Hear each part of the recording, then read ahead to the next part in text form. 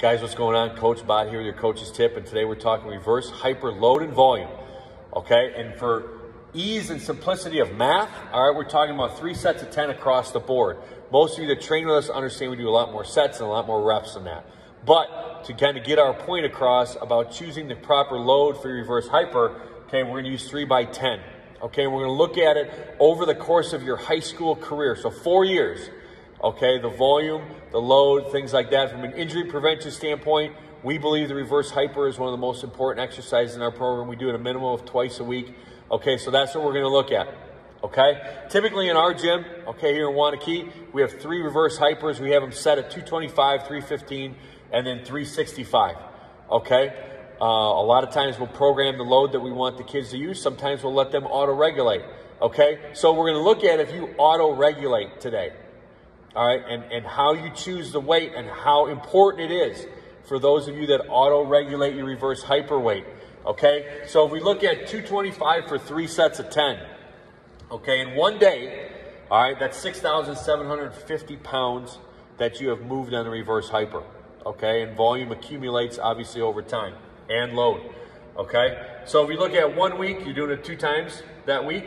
Now you've doubled it. You got 13,500 pounds that you moved on a reverse hyper.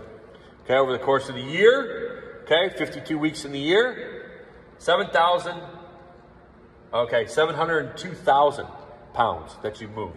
Okay, and then in your 4-year high school career, 2.8 million pounds that you've moved on a reverse hyper, which seems like a lot, right? Seems like a lot, but when you start adding volume, accumulating volume over the course of time, being consistent, okay, that can add up. So again, 2 times a week, 52 weeks, 4 years, all right?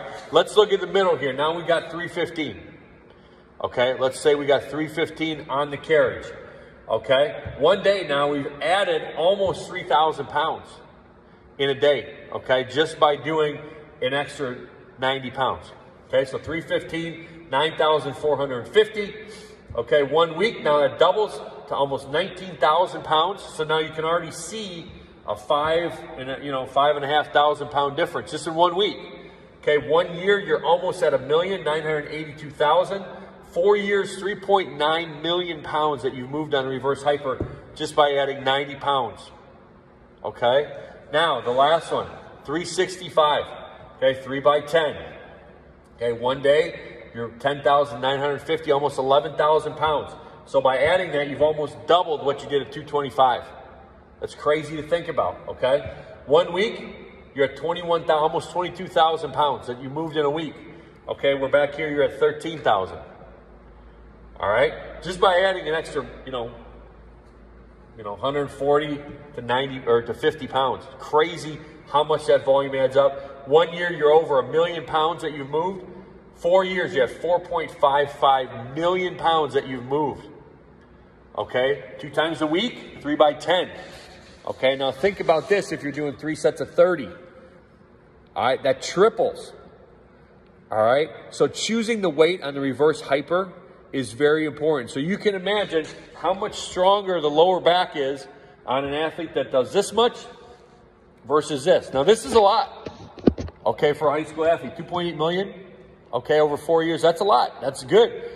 But think of how much better you could be. Think how much safer you could be. The volume over time matters. Okay, the volume over time matters. So again, if you're auto-regulated on exercises, choosing a heavier weight, even if it's 5 pounds, is so important over the course of your career. All right, so on auxiliaries, things like that, choose a little bit heavier weight if you can handle it. It adds up over time. Strength adds up and multiplies over time. And lastly, safety adds up over time. If you're consistent, if you're working the areas of weakness in the body, which the low back for most athletes is, most parents and adults is, keep working on it. Keep adding a little bit more load every day.